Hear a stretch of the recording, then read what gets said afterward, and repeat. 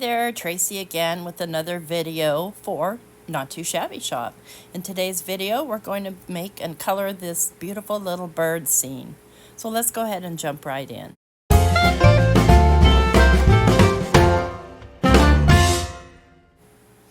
Hello again, welcome back to my channel. In today's video, I'm going to be working with this Birds of Paradise stamp. Initially, I was going to use the paper as well, but I changed my mind midstream. Do you ever do that?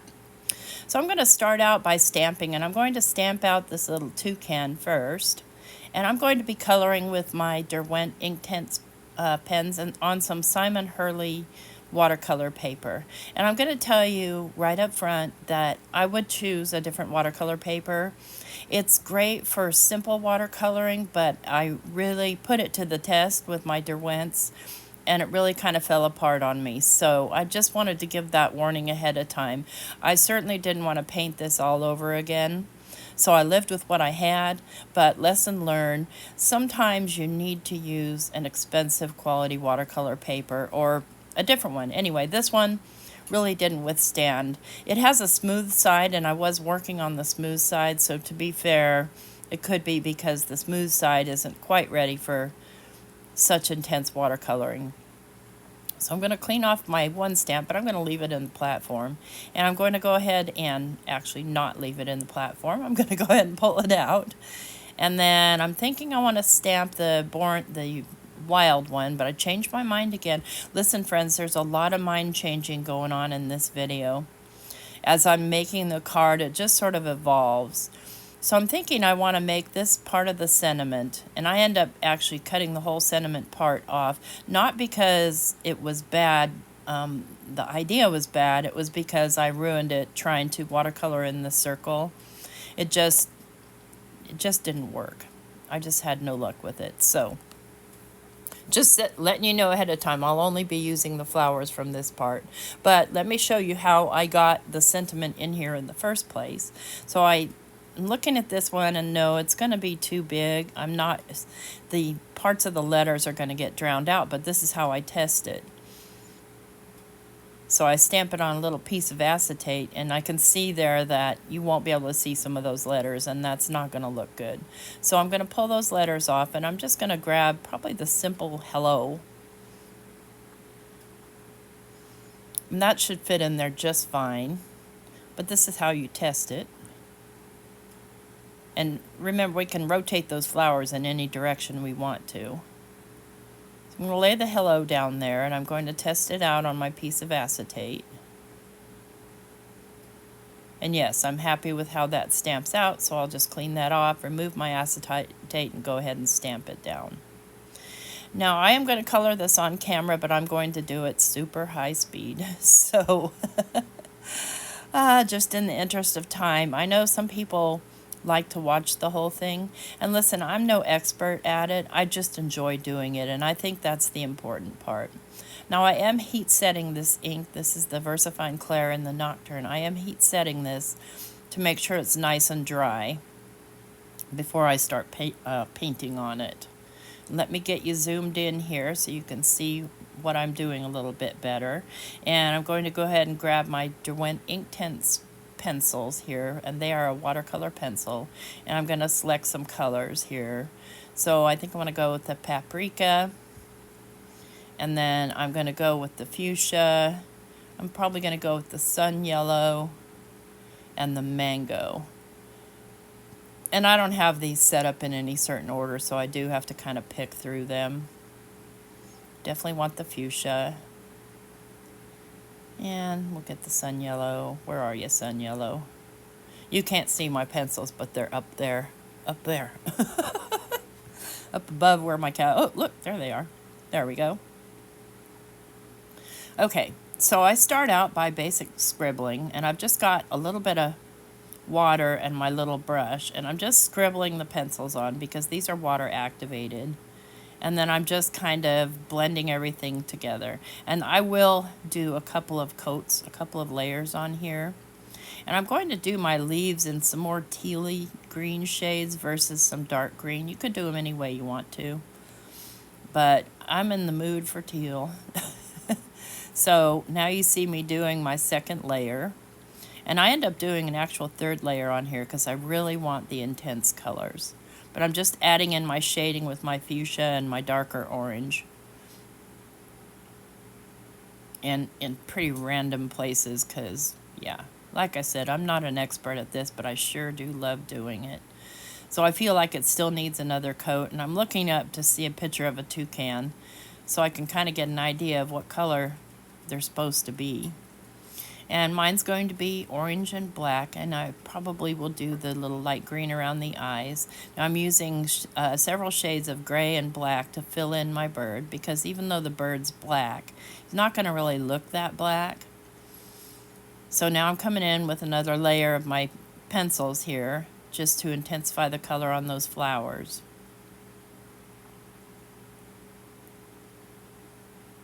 And I'll do the same on the leaves. Just get them filled in. And that little small flower, to me, those are a white flower.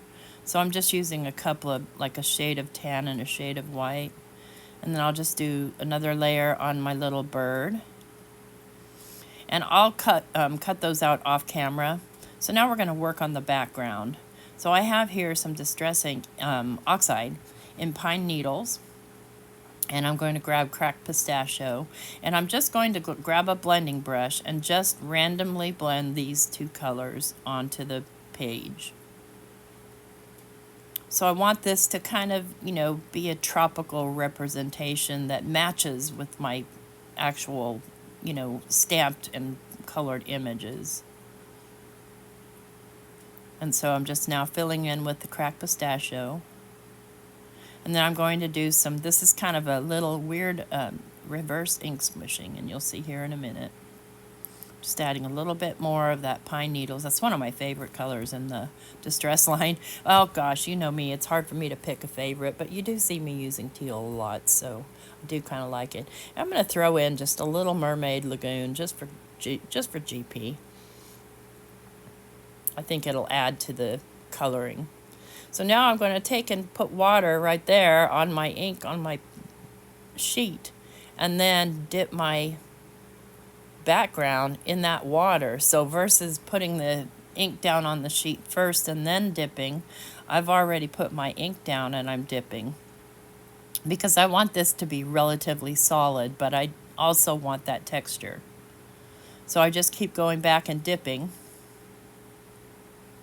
and then just drying it off, and I'll throw some water specks on there. I'm going to dip get every bit of that inky goodness I can onto this background piece.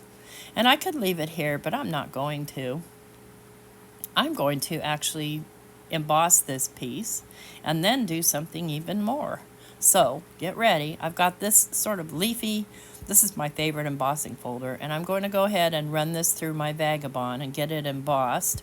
And I do that off camera, so you can just sit there and look at my mess. You could still get plenty of inky goodness off of that mess right there. But I digress. Let's get this embossed and then move on to the next step. So now you can see it's nice and embossed. And now I'm going to actually grab some of my lunar paste. And I'm hunting down here my Tropical Tango, because that's the color I want to use, and that is my favorite color of the Simon Hurley inks too. And well, I really like the new color too. And I've got there a little foam pad on my little you know, blending tool. And I'm just going to put some of this down on my mat and then get it all over the foam pad. And this is washable, by the way. But to me, I found this the best way to get lunar paste into raised areas without getting it everywhere else. And I'm just kind of taking my time here, spreading this out onto the raised parts of my embossed paper, making sure I have plenty of lunar paste on there. And mine's kind of getting on the dry side. That's okay. I'll have it used up before it completely dries out. And you want to go from multiple angles, but as long as you're using something flat, like this little foam pad, it's not even foam, it's felt. These are for alcohol ink. Then you're not going to get in between the little spaces because it's too hard, too stiff. So it works even better than fingers. in my opinion. And I'm just going over it, making sure that I get, for the most part, most of the leaves covered.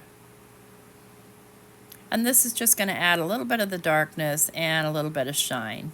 Now we do have to let that completely dry, and I'm going to wash my little felt pad to use again and put back any of the lunar paste I didn't use. Okay, so I've got everything cleaned up. I've got everything cut out and ready to go. And here I have a cut piece of kind of a bluish color vellum, and I cut that into an oval. So now I want to do my sentiment. And what I'm going to do is I'm going to take the Tropical Tango ink pad, and I'm just going to go direct to paper. And it's clear I need to re-ink my ink pad, and that's okay. And I want to make sure that is 100% dry, because I'm going to be heat embossing with white. And even though sometimes the ink looks dry, it's not. And if it's wet, all your embossing powder is going to stick to it. So you can see the areas that are starting to get dry. It does lighten up some. So I'm just going to continue to dry this until I feel like it's completely dry, and then I'll test it. So that's my main tip. If you want, to do white embossing on colored ink, make sure it's 100% dry, or you're just going to fight with your embossing powder. So I'm just going to grab my embossing powder here, and I'm just going to pour some on and see if it dumps off easily. If it does, then it's dry enough and we're ready to go. So I'll put that embossing powder back. And then we'll go ahead and grab my little Misty stamping tool. And I am going to use a couple of magnets because, of course, I warped the paper as I dried it, because that's what happens. It gets wet, you dry it, it warps. So I've got my stamp, and now I'm going to just use my anti-static powder tool on my paper there and grab my embossing ink. Any kind you have works. I just grab whatever's fastest to grab. I've got a couple in front of me, and I'm just looking it over, making sure that I've got ink everywhere. So I stamped it 3 times. You don't want to press too hard and squish though, because if you do, then sometimes it squishes out the middle and it won't fill in the letters, if that makes sense. And I can see there's a couple of spots where the ink mixed, but I'm going to show you how, or missed, but I'm going to show you how I fixed that. So I'm going to go ahead and get this all melted. So Born to be Wild and Wonderful. And I'm not going to fussy cut this, surprisingly. I'm going to grab my little white gel pen, and I'm just going to fill in those little spots that are kind of missed, and you never know. All right, so I'm going to go ahead and take my trimmer, and I'm going to trim this down pretty close, and I'm just going to trim it into a rectangle. And I'm using my little guard as a guide to make sure it's nice and straight-ish. And then those little lines in the actual guillotine tool. So I've got it all cut out and ready to go. This is dry and ready to go. I'm going to go ahead and glue this down to a white card base. And before I do, though, I'm going to take that Tropical Tango again, and I'm just going to come around and I'm going to deepen down the edges, just to kind of make sure that everything kind of goes together. Just real simple. Let's go ahead and wipe off this mess here real quick, because I know it's distracting. You should be here working when I'm not making a video. Everything's a real hot mess. All right, so I've got my white card base, and I can see that my card base is cut a little off, or my background piece was cut off, or it shrunk. I don't know what happened, but no problem. I'll just trim off that excess off that card base, and we're set. Go ahead and glue it down with some liquid glue. And I did use the watercolor paper for this as well, so you can see that this watercolor paper is good watercolor paper. It just didn't get along with my Derwent pencils at all. And you can kind of see that in the end product where the paper peeled. I tried to fix it best I could. So I'm going to decide how these need to go. And then, yep, then I'll start to put it together. So I'm going to tack these 2 pieces together, and I want to pop those up. So I'm going to grab some foam tape here. Let's see, I think I want a higher profile. I think I'll go with a 2mm. And I'm just going to grab a long piece and then just kind of cut it off as I go. And that'll do two things. It'll help these two pieces stay together, and it'll pop it up, and it'll give us a place to hide our glue when we glue down our vellum. Let me see, one more right here, I think. Yeah. Let's make sure none's sticking out anywhere. I've got a little tiny corner sticking out here. I'll just trim that off. Then I'll grab my pieces again, lay them down, make sure that that vellum's where I want it. And I'm just going to take a magnet, I think, and kind of hold it down. So, because everything wants to slippy slide around each other. And I want it to be still for me. So I'm going to pull the backers off here. And I'm going to lay this down right where I want it.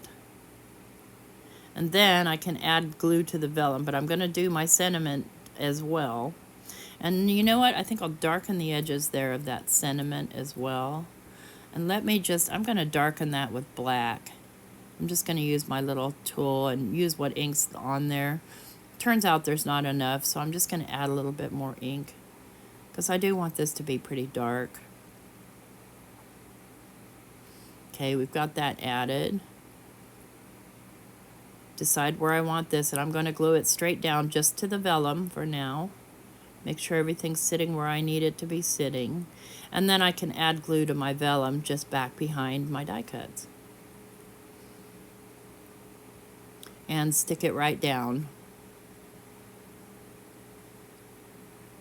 I'm going to hold it for a moment because it's going to be slippery against that lunar paste. It's, you know, it's sticking to a bumpy surface. So now little bird looks like he's sitting in a little jungle here. I'm going to add a little bit of glitter. So, and the reason for that is because you can see on that one flower where my paper just completely disintegrated. I'm going to just use my Quickie Quickie glue pen, make sure that there's actually glue coming out. And I'm just going to kind of fill in the centers of those little flowers. And then I'll pour some of my glitter on and then tap off the excess. And that'll kind of help mask where my paper just disintegrated. And it'll give it an added sparkle and shine. And then I'm going to go ahead and add some of these enamel dots. And here comes the hard part, choosing which ones I want. Yeah, I think I'm going to use these. These are from the Cottage Rose collection. And I'm going to use the kind of off-white ones to kind of pull in that little off-white plumeria flower, which is just the tiny flower.